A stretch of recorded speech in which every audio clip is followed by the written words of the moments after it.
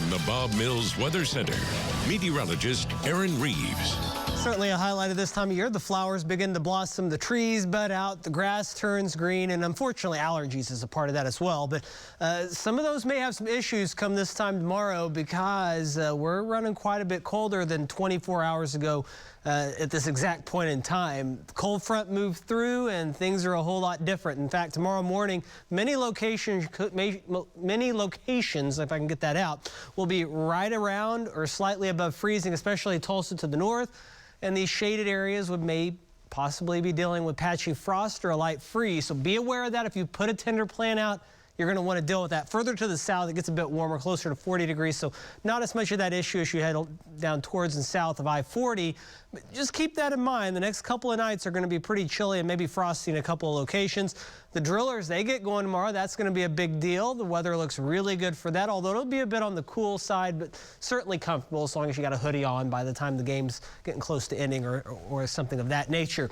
Our front from last night that brought into our really warm stuff, it's moved well and off to our east. It's not moving particularly fast, but it's moving. Still some showers and storms associated with that. This high sliding down into the central and southern plains, that's going to lead to that crisp start to our day tomorrow. Frost and freeze advisory type stuff going on in these shaded areas. And notice out to the west, we don't have a whole lot going on out that way. So we're going to see several days of some relatively quiet weather. Here's a look at the highs today. 76 in Tulsa. You're like, Aaron, it was not 76. I don't remember that. Well, that temperature occurred just after midnight. Then that front came through this afternoon.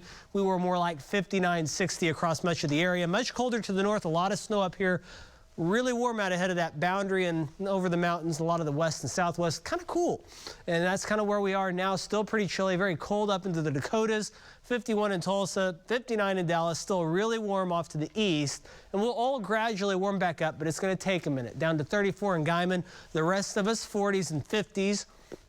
As temperatures continue to slowly cool, future view keeps us dry overnight. A little bit of rain and storms down into the Arklamis regions.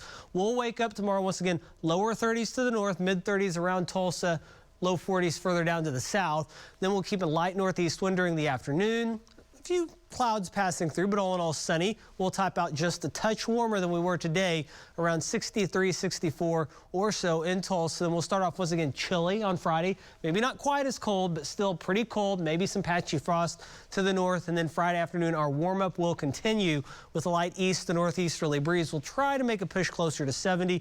Then around 70 Saturday, and right now Easter Sunday looks really good. Just a slim chance of a shower, especially later on that night. Right now, that's not the case. It's clear.